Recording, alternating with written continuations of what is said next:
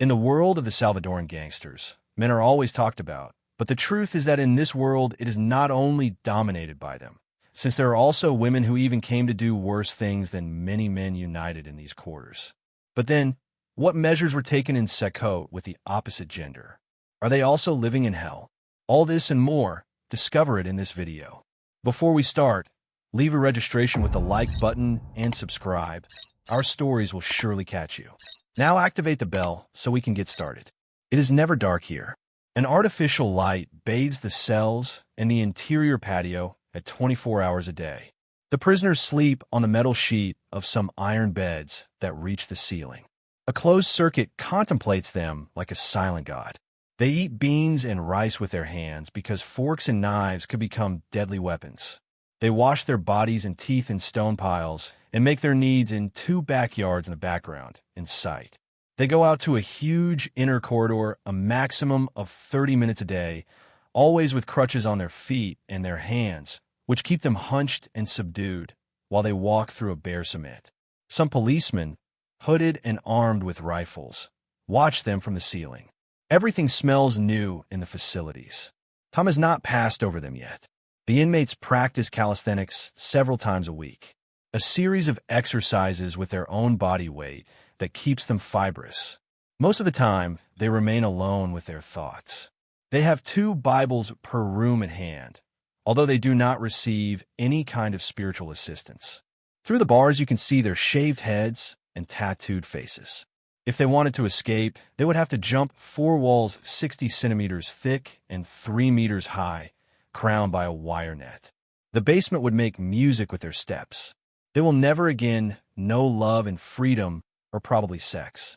They have no right to calls or visits.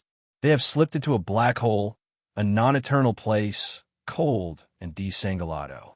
It is impossible to escape.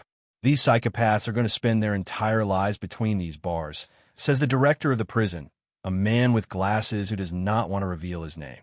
The CECOT Terrorism Confinement Center, El Salvador's maximum security prison.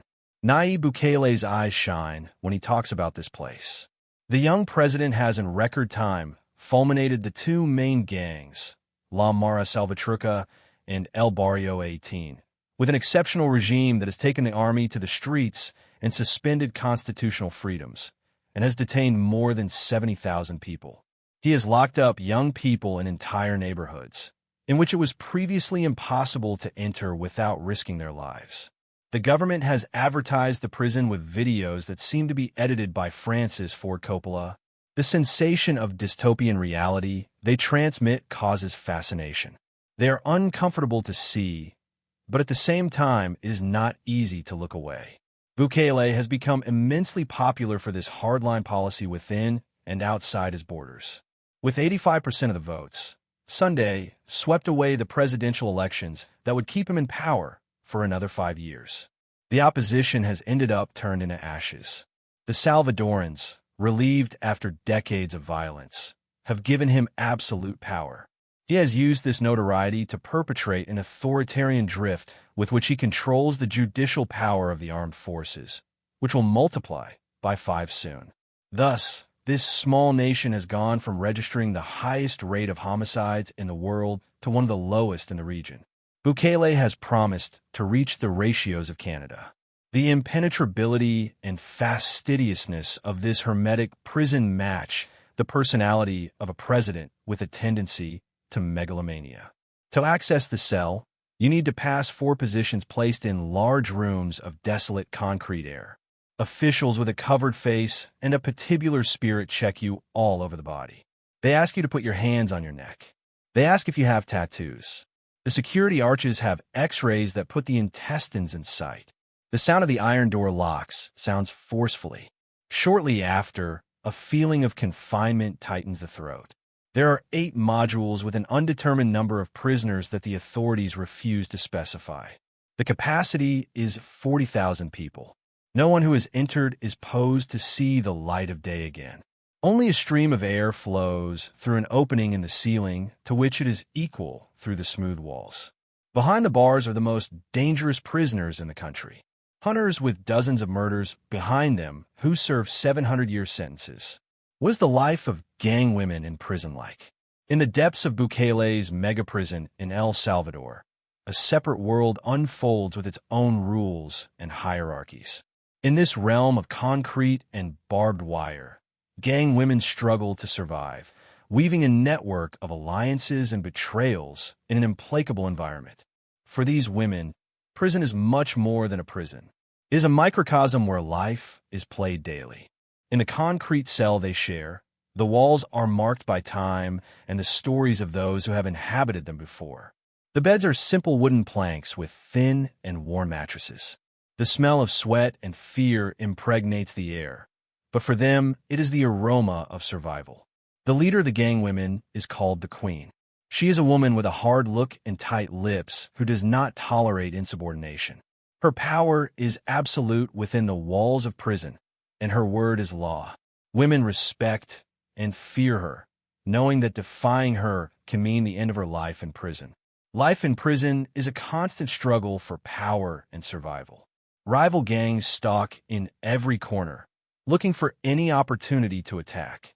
Women must always be alert, never showing weakness to their enemies. But even in the midst of despair, there are moments of hope. Some women find comfort in faith, praying to their gods for protection and redemption. Others find escape in reading, getting lost in stories that transport them to distant and unknown worlds. By the way, if you're liking the video, we invite you to give us your like and activate the notification bell so that you do not miss any of our videos. Let's continue. But life in prison does not forgive weakness. Those who are not willing to fight are quickly devoured by the system. To survive, you have to be strong, cunning, and ruthless. The life of gang women in the mega prison of Bukele is a dangerous game, where the bet is life itself. Every day is a test of resistance and determination. Women get up at dawn, facing a day full of challenges and dangers. Food is scarce and of poor quality, but it is the only thing they have to survive. The day is marked by routine and monotony. Women spend their days in activities such as cleaning the cell, physical exercise, and conversations with their companions. Time passes slowly in prison, and every day feels like an eternity. However, life in prison is also marked by violence and fear. Rival gangs are always on the lookout, looking for any opportunity to attack.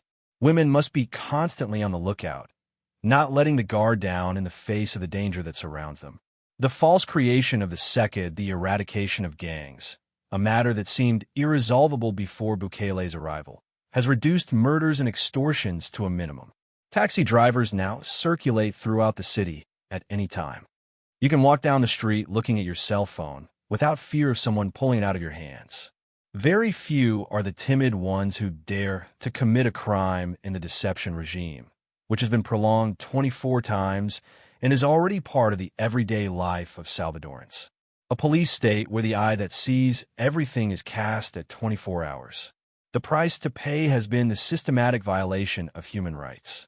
According to international organizations and the press, prisoners' relatives and lawyers complain that they have no contact with them. Hundreds of people have been arrested for such a diffuse issue as the illicit association or the fact of having tattoos. Those who take them hide in their homes for fear of not returning. Panelists lend themselves to judicial orders of expulsion for their clients, but tell them to return tomorrow. Mysterious deaths have occurred inside. The number of false culprits is an enigma today. Bukele figures it at 1%, the average of developed countries. But experts distrust that data released lightly. A place worse than hell. The sun's light does not flow through any slit in the CECOT. The inmates completely lose sight of the hours. There are no clocks, nor are they needed. The days and nights are nothing more than a uniform mass of suspended time. The outside is coveted on a distant planet, in which those who are inside will never be able to moon.